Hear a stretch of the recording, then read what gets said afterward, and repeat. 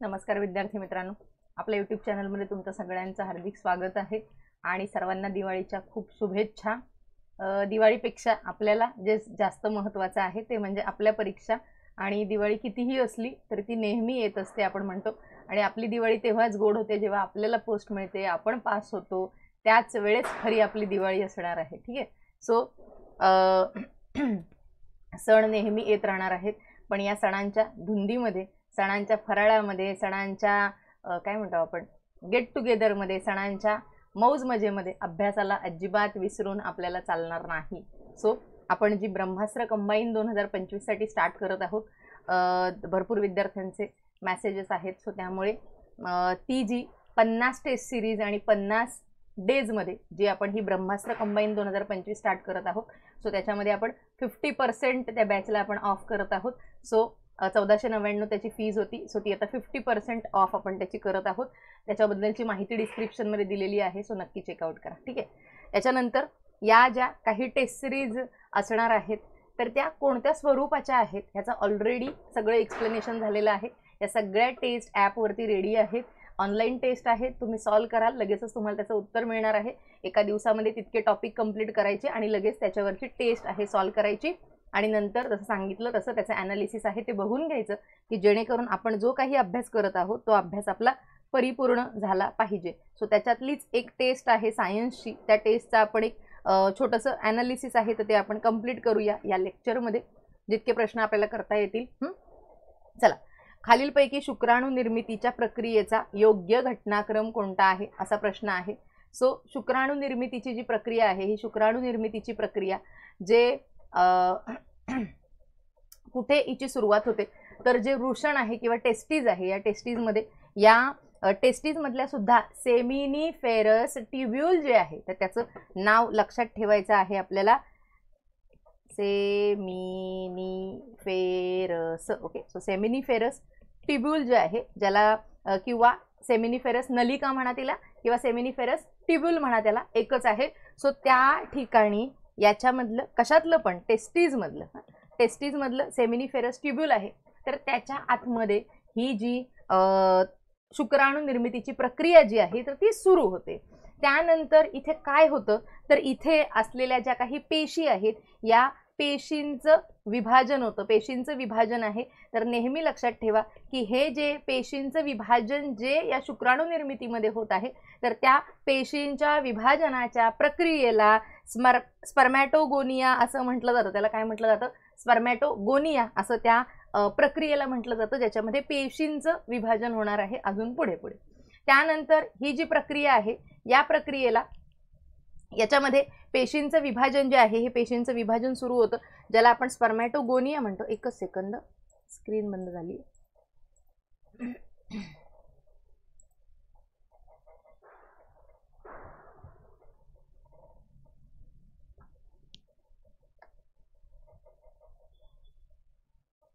दिसते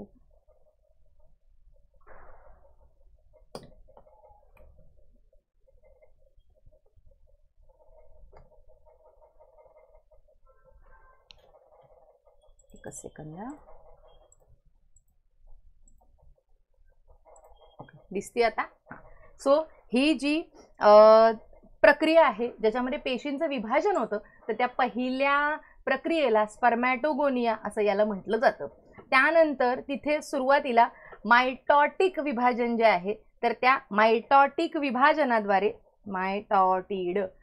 मायटॉटिक विभाजन जे आहे या मायटॉटिक विभाजनाद्वारे इथे पेशींची संख्या जी आहे ही पेशींची संख्या वाढायला सुरुवात होते आणि त्या ज्या पेशी तयार झालेल्या आहेत या पेशींचं मियोसिस होतं। मियोसिस म्हणजे काय? त्याला आपण गुणसूत्रांचं विभाजन म्हणतो। तर ती मियोसिसची जी प्रक्रिया आहे ही मियोसिसची प्रक्रिया होती ज्याच्यामध्ये जनक पेशी ज्या आहेत ज्याच्यामध्ये गुणसूत्र जी आहे त्या गुणसूत्रांच्या विभाजनाच्या पद्धतीला मियोसिस असं म्हटलं जातं। आणि दुसरी एक पद्धत आहे मायटोसिस, तर ती ज्या काही कायिक पेशी आहेत आपल्या शरीरातल्या त्या कायिक पेशींमध्ये, जसं आपल्याला लागलं समजा एखादी जखम झाली तर ती जखम जेव्हा भरून येते तर त्या ठिकाणी होणारी जी प्रक्रिया आहे तिला मायटोसिस असं म्हटलं जातं, ज्याच्यामध्ये पेशींचं विभाजन होऊन तो जो लागलेला भाग असेल आपल्याला जिथे त्या पेशी काय म्हणे त्याला आपण काय झालं टिअर झालेलं आहे तिथे किंवा जखम झालेली आहे तर ती भरून येण्यासाठी जी प्रक्रिया आहे जी की कायिक सेल्समध्ये होते, त्याला आपण सोमॅटिक सेलमध्ये होणारी प्रक्रिया असं म्हणतो, तिला आपण मायटॉसिस असं म्हणतो. आणि जी सेल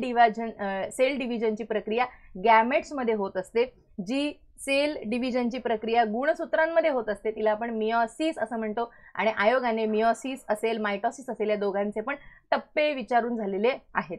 याच्यामध्ये हे जे मियोसिस आहे, या मियोसिसमध्ये सुरुवातीला काय होतं तर जेवढे पेशीमध्ये गुणसूत्र आहेत या गुणसूत्रांचं विभाजन होतं, त्यांची संख्या जी आहे त्यांची संख्या निम्मी होते, अर्धी होते त्यांची संख्या. त्यानंतर त्याच्यामध्ये हॅप्लॉइड शुक्राणू जसं की 2n असेल तर त्याचा 1 आणि n असा बनणार आहे. आणि मग त्याचे हे जे हॅप्लॉइड आहेत हे हॅप्लॉइड शुक्राणू याचे तयार होतात. आणि हे जे गुणसूत्र आहेत ज्याला आपण क्रोमोझोम्स म्हणतो याचं विभाजन चालू आहे. म्हणजे आपल्या शरीराची सगळीच्या सगळी माहिती जी आहे ही सगळी माहिती या तुमच्या क्रोमोझोममध्ये साठवलेली आहे. त्यानंतर तयार झालेले जे काही शुक्राणू आहेत हे शुक्राणू पुढे नलिकांमध्ये पुढे पुढे सरकत जातात आणि मग ते पुढे पुढे सरकत जात जात त्याच्यामध्ये ते परिपक्व होत जातात आणि ते एका विशिष्ट आकारामध्ये त्याचं रूपांतर होतं.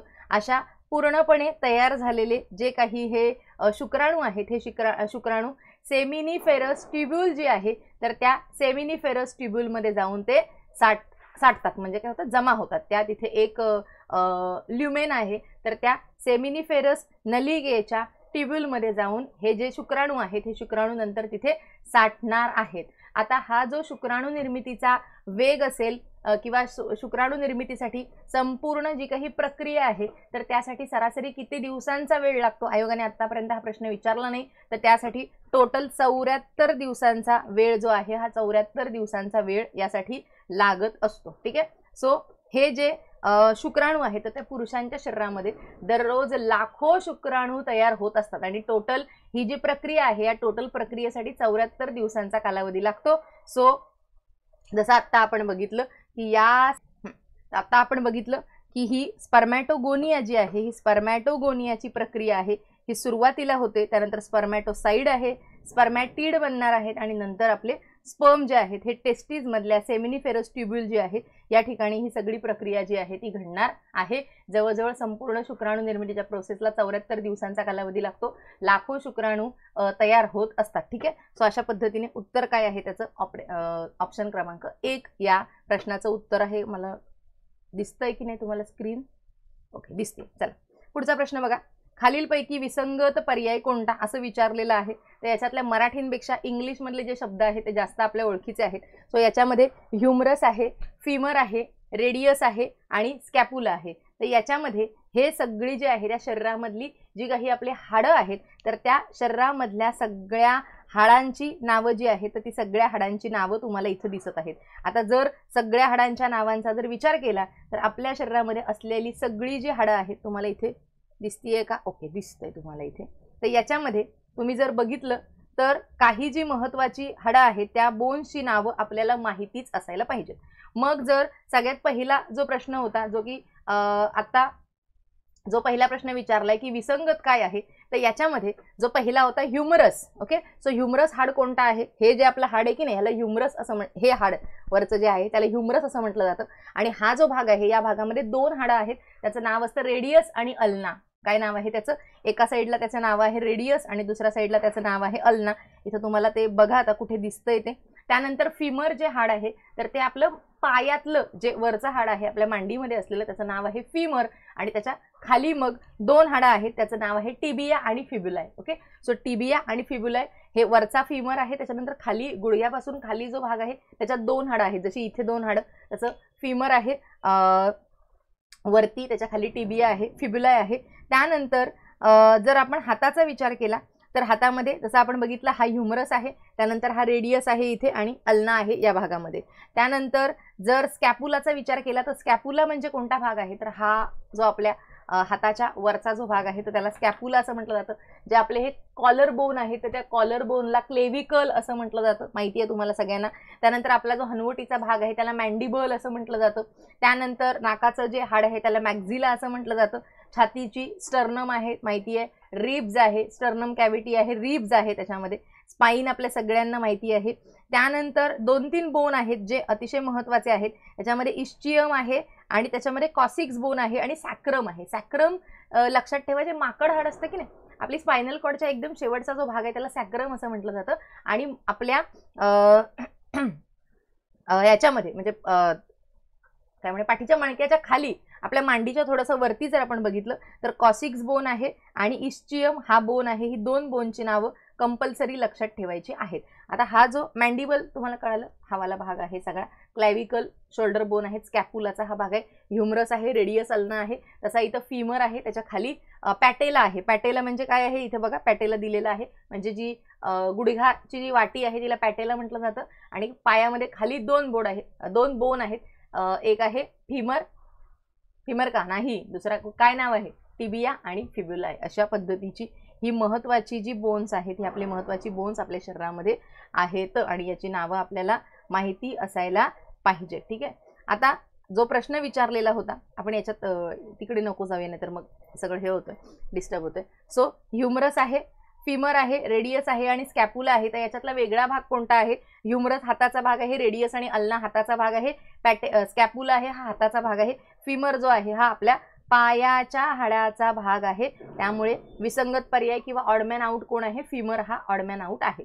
त्यानंतर पुढचा बघा, बटाटा चिप्स उत्पादक चिप्स बॅगेत भरताना एक वायू आहे, तर तो कोणता वायू आहे, तर त्या वायूचा वापर आपण ते आपलं जे काही चिप्स आहेत किंवा जे काही आपण खातो, स्नॅक्स खातो, तर त्याचं ऑक्सिडेशन व्हायला नको, ते खराब व्हायला नको म्हणून त्या गॅसचा वापर केला जातो. आणि तो गॅस आपल्या सगळ्यांना माहिती असलेला गॅस आहे नायट्रोजन, जो की कशामध्ये वापरला जातो, जे काही चिप्सचे पॅकेट्स आहेत तर ते चिप्सचे पॅकेट्स इथे लिहिलेलं पण आहे बघा, ऑक्सिडाइज होऊ नये म्हणून सगळे जेवढे की कुरकुरे बिरकुरे सगळं चिप्स, सगळे प्रकारचे चिप्स, मग त्याच्यामध्ये तो नायट्रोजन जो आहे हा नायट्रोजन त्याच्यामध्ये भरलेला असतो. आता हा एक झाला नायट्रोजन, याचा आपण वापर करतो. त्यासोबतच कार्बन डायऑक्साईड आहे, CO2 आहे, याचा वापर आपण कुठे करतो, तर कार्बन डायऑक्साईड आहे याचा वापर सगळ्यात महत्त्वाचं म्हणजे जो आपल्याला ड्राय आईस बनवायचा असतो, तो ड्राय आईसमध्ये आणि जे फायर एक्सटिंग्युशर असतात त्या फायर एक्सटिंग्युशरमध्ये कार्बन डायऑक्साईडचा वापर केलेला असतो. त्यानंतर आणखीन अशी कोणते कोणते गॅसेस आहेत की ज्याचा वापर आपण डेली बऱ्याचशा गोष्टींमध्ये करत असतो पण आपल्याला लक्षात नसतं किंवा माहीत नसतं. तसा एक गॅस आहे, तर त्या गॅसचं नाव आहे हेलियम.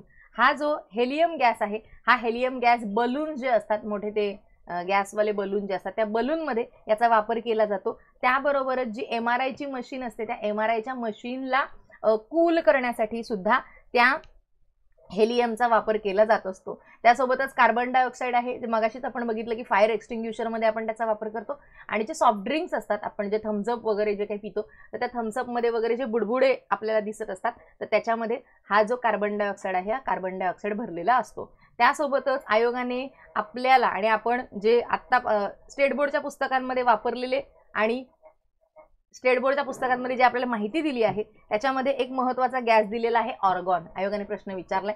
हा जो ऑर्गॉन आहे याचा वापर आपण कुठे करतो, तर जे लाईटचे बल्ब आहेत या लाईटच्या बल्बमध्ये आणि जे विंडोज असतात, डबल पेन विंडो जे असतात, डबल कवरिंगवाले. आता जर तुम्ही काही जर मुंबईमधल्या मोठमोठ्या इमारती बघाल तर त्यांच्या भिंतींना फक्त तुम्हाला ग्लासेस दिसतात. सो अशा ज्या डबल पेनच्या बिल्डिंगी असतात, डबल पॅनल म्हणून त्याला, सो त्याच्यामध्ये हा जो ऑर्गॉन आहे या ऑर्गॉनचा वापर केलेला असतो. त्यासोबतच नायट्रस ऑक्साईड एक गॅस आहे, लक्षात ठेवा, अतिशय महत्त्वाचा आहे. सो नायट्रस ऑक्साईड आहे, या नायट्रस ऑक्साईडचा वापर कुठे केला जातो, तर ॲनेस्थेशिया जी दिली जाते की नाही, सो त्या ॲनेस्थेशियामध्ये या नायट्रस ऑक्साईडचा वापर केला जात असतो. त्यानंतर क्लोरीन जे आहे, तर तुम्हाला सगळ्यांना क्लोरीनचा वापर माहिती आहे. आपण वॉटर किंगडम, वॉटर पार्क सगळ्यांना माहिती आहे. सो त्या पाण्यामध्ये डिसइन्फेक्टंट म्हणून वापर केला जातो क्लोरीनचा. त्या पाण्यामध्ये क्लोरीन टाकलेलं असतं का, तुम्हाला माहिती आहे सगळ्यांना. त्यानंतर क्रिप्टॉन आहे आणि झेनॉन आहे. तर क्रिप्टॉन असेल, एकच मिनटं, क्रिप्टॉन आहे आणि झेनॉन आहे. तर या क्रिप्टॉन आणि झेनॉन गॅसचा वापर कुठे केला जातो, तर जे हाय इंटेन्सिटी लाईट्स असतात तर त्या हाय इंटेन्सिटी लाईट्समध्ये, त्यासोबतच फोटोग्राफीमध्ये या क्रिप्टॉन आणि झेनॉनचा वापर केला जातो. सो परत एकदा बघा सगळं, आपण कोणत्या गॅसबद्दल बोलत होतो, नायट्रोजनबद्दल बोलत होतो. कार्बन डायऑक्साईडचा वापर कळाला, ऑक्सिजनचा वापर आपल्या सगळ्यांना माहिती आहे, ऑर्गॉनचा वापर लाईट बल्बमध्ये, हेलियमचा वापर बलूनमध्ये आणि MRIच्या मशीन असतात त्याच्यामध्ये, क्लोरीनचा वापर जो आहे हा डिसइन्फेक्टंट इन्फेक्टंट म्हणून केला जातो. नायट्रस ऑक्साईड जो आहे हा एनेस्थेशिया याच्यात केला जातो. आणि क्रिप्टॉन आणि झेनॉनचा वापर हाय इंटेन्सिटी लाईट्स आणि फोटोग्राफीमध्ये केला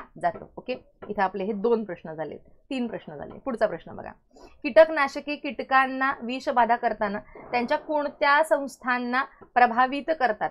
तर कीटकनाशक जी आहेत त्याला आपण काय म्हणतो, इन्सेक्टिसाइड्स. तर हे जे पॉप्युलर इन्सेक्टिसाइड्स आहेत जे की आपण वेगवेगळ्या पिकांवरती त्याचा वापर करतो आणि वेगवेगळ्या पिकांवरती ते वेगवेगळ्या रोगांसाठी ते कारक आहेत, त्यांना नाश करण्यासाठी किंवा त्यांना मारण्यासाठी आपण या कीटकनाशकांचा वापर करतो. तर याच्यामध्ये ते जे कीटकनाशक आहेत किंवा ती जी इन्सेक्टिसाइड्स आहेत, पेस्टिसाइड्स आहेत, ही जी आहेत ही तो जो कीटक आहे त्या कीटकाची जी मज्जासंस्था असते त्या मज्जासंस्थेलाच डायरेक्ट काय करतात, प्रभावित करत असतात किंवा त्याची मज्जासंस्था जी आहे तीच नष्ट करण्याचं काम करत असतात. आता हे जी कीटकनाशक आहेत तर या कीटकनाशकांमध्ये वेगवेगळी कीटकनाशक आहेत, पण याच्यामध्ये आपण 1-2 बघूया. टोबॅको जो आहे तर त्या टोबॅकोसाठी ॲसिफेट जे आहे तर ते ॲसिफेट नावाचं जे इन्सेक्टिसाइड आहे तर ते ॲसिफेट नावाचं इन्सेक्टिसाइड या टोबॅकोसाठी वापरलं जातं. जर आपण राईसचा विचार केला तर राईसवरती थायमेथोक्झॅम, थायमेथोक्झॅम नावाचं एक मोठ्याच्या मोठं इन्सेक्टिसाइड आहे जे की राईसवरती वापर त्याचा केला जातो. राईसवरती म्हणजे तांदळाच्या पिकावरती त्याचा वापर केला जात असतो. त्यासोबतच लांबडा सायलोफ्लोरिन नावाचं एक अजून इन्सेक्टिसाइड आहे त्याचा की खूप जास्त वापर केला जात असतो. त्यासोबतच थायमिथोक्झॅम, आता बघितलं थायमिथोक्झॅम आणि ॲसिफेट ही दोन्हीच लक्षात ठेवली तरी पण बास आहे. आपल्याला आयोगाने इथपर्यंत प्रश्न विचारलेले नाहीत अजून, तरी सुद्धा आता लक्षात ठेवायचं आहे आपल्याला. पुढचा आहे हवाबंद डब्यातील खाद्यपदार्थांमध्ये कोणता जीवाणू जो आहे हा कोणता जीवाणू वाढत असतो? तर याच्यामध्ये आपल्या सगळ्यांना माहिती आहे की क्लॉस्ट्रिडियम जो आहे हा हवाबंद डब्या जो आहे तर या हवाबंद डब्यामध्ये क्लॉस्ट्रिडियम जो आहे हा क्लॉस्ट्रिडियम आपल्याला वाढताना, तर हा जो बॅक्टेरिया आहे, कुठला बॅक्टेरिया होता, क्लॉस्ट्रिडियम आहे. हा क्लॉस्ट्रिडियम आपल्याला हवाबंद खाद्यपदार्थ जे आहेत या हवाबंद खाद्यपदार्थांमध्ये आपल्याला क्लॉस्ट्रिडियम नावाचा जीवाणू जो आहे हा क्लॉस्ट्रिडियम नावाचा जीवाणू आपल्याला त्या ठिकाणी आढळतो. त्यानंतर जर आपण स्ट्रेप्टोकॉकसचा विचार केला तर हा स्ट्रेप्टोकॉकस जो आहे आपल्याला शरीरावरती होणारे जे काही इन्फेक्शन्स आहेत या शरीरावरती होणाऱ्या इन्फेक्शन्समध्ये त्वचेवरती असेल किंवा घशामध्ये होणाऱ्या इन्फेक्शन्स असतील तर याच्यामध्ये हा आपल्याला स्ट्रेप्टोकॉकस जो आहे हा स्ट्रेप्टोकॉकस नावाचा जीवाणू जो आहे हा जीवाणू आपल्याला आढळतो. त्याच्यानंतर हा जो जीवाणू आहे, मी अजून एक याच्यातून प्रश्न तयार होऊ शकतो की ग्राम पॉझिटिव्ह आणि ग्राम निगेटिव्ह जीवाणू कोणते आहेत? तर हे लक्षात ठेवा. आता इथं आपण बघता बघता सगळेच बघूया. तर हा जो स्ट्रेप्टोकॉकस आहे तो ग्राम पॉझिटिव्ह जीवाणू आहे. हा काय आहे? ग्राम पॉझिटिव्ह आहे जीवाणू हा आहे. त्यानंतर जर आपण बॅसिलसचा विचार केला तर जे 8वी मध्ये आपण शिकलेलो रॉड शेप असा जो एक जीवाणू आहे तर तो रॉड शेप आणि एरोबिक आहे. हा एरोबिक आहे म्हणजे हवा पाहिजे का याला? याला 100% हवा पाहिजे. क्लॉस्ट्रिडियमला हवा पाहिजे का? नाही. हा काय आहे? हा अनएरोबिक आहे. क्लॉस्ट्रिडियम काय आहे? अनएरोबिक आहे. मात्र बॅसिलस जो आहे हा एरोबिक आहे. असे दंडगोल आकाराचा हा सुद्धा एक ग्राम पॉझिटिव्ह जीवाणू आहे. काय आहे हा एक ग्राम पॉझिटिव्ह जीवाणू आहे. त्यानंतर जो स्ट्रॅफिलोकॉकस आपण बघितला होता तर हा स्ट्रॅफिलोकॉकस ह्याचा जो आकार आहे ह्याचा आकार असा द्राक्षांचे जे काही गुच्छ असतात असा याचा या स्ट्रॅफिलोकॉकसचा आकार असतो. त्याच्यानंतर हा जो स्ट्रॅफिलोकॉकस आहे तर तो विष तयार करण्याची क्षमता आहे. तर ती विष तयार करण्याची क्षमता कोणामध्ये आहे? स्ट्रॅफिलोकॉकसमध्ये का नाही? हा जो क्लॉस्ट्रिडियम आहे या क्लॉस्ट्रिडियम मध्ये इथे लिहिते विष तयार करण्याची क्षमता जी आहे ही, एकच मिनिट, विष तयार करण्याची क्षमता या क्लॉस्ट्रिडियम जीवाणूमध्ये आहे. त्यानंतर स्ट्रॅफिलोकॉकस बघितलेला होता. हा सुद्धा स्ट्रॅफिलोकॉकस काय आहे? तर हा सुद्धा ग्राम पॉझिटिव्ह जीवाणू आहे. एवढं तुम्हाला इथे लक्षात ठेवायचं आहे. आता पुढचा प्रश्न हा की ग्राम पॉझिटिव्ह आणि तर हा जो ग्राम पॉझिटिव्ह आहे आणि ग्राम निगेटिव्ह बॅक्टेरिया आहे म्हणजे काय असतं? तर इथं तुम्हाला हे लक्षात ठेवायचं आहे की काय असतो ग्राम पॉझिटिव्ह आणि काय असतो ग्राम निगेटिव्ह. आता या दोघांमधला सगळ्यात महत्त्वाचा जर फरक आपण बघितला तर या दोघांमध्ये कोणाची क्षमता जी आहे ही कोणाची क्षमता, म्हणजे प्रतिजैविकांना संवेदनशील जे आहे ते संवेदनशील कोण असतात, तर ग्राम पॉझिटिव्ह जे आहेत हे ग्राम पॉझिटिव्ह जास्त संवेदनशील असतात, म्हणजे ते लगेचच काय होऊ शकतात, मरू शकतात किंवा अँटीबायोटिकच्या वापरने लगेचच त्याच्यावरती परिणाम होणार आहे किंवा ते नष्ट होणार आहेत. पण जे ग्राम निगेटिव्ह आहेत या ग्राम निगेटिव्हची संवेदनशीलता जी आहे तर ही ग्राम निगेटिव्हची संवेदनशीलता जास्त असते, ते जास्त प्रतिरोधक असतात, ठीक आहे, हे एक लक्षात ठेवायचं. आता दुसरी गोष्ट की काय या ग्राम पॉझिटिव्ह आणि ग्राम निगेटिव्ह मध्ये मुख्य फरक आहे, तर यांची जी सेल वॉल आहे तर ती जाड असते. याच्यामध्ये असलेलं जे पेप्टिडोग्लायकन आहे तर हे पेप्टिडोग्लायकन जे आहे तर त्याच्यामध्ये जाड पेप्टिडोग्लायकनचा थर असतो जे ग्राम पॉझिटिव्ह असतात ते, आणि यांची जी भित्तिका असते यांची भित्तिका पातळ असते. ग्राम पॉझिटिव्ह आणि ग्राम निगेटिव्ह बॅक्टेरियामधला मुख्य फरक जो आहे हा त्यांच्या पेशी भित्तिकेमध्ये आहे, सेल वॉलच्या रचनेमध्ये आहे, आणि यांची जी ग्राम स्टेनिंगची प्रक्रिया असते ज्याच्यामध्ये हे जे ग्राम पॉझिटिव्ह आहे हा जांभळा रंग जो आहे हा जांभळा रंग त्यांच्या या भित्तिकेमध्ये जास्त धरून ठेवतात, कारण त्यांची जाड आहे ना कवरिंग, त्यामुळे जास्त रंग शोषला जातो आणि स्टेनिंग प्रक्रियेमध्ये हे जास्त उठून दिसतात, त्यांचा जांभळा रंग जो आहे हा जास्त उठून दिसतो.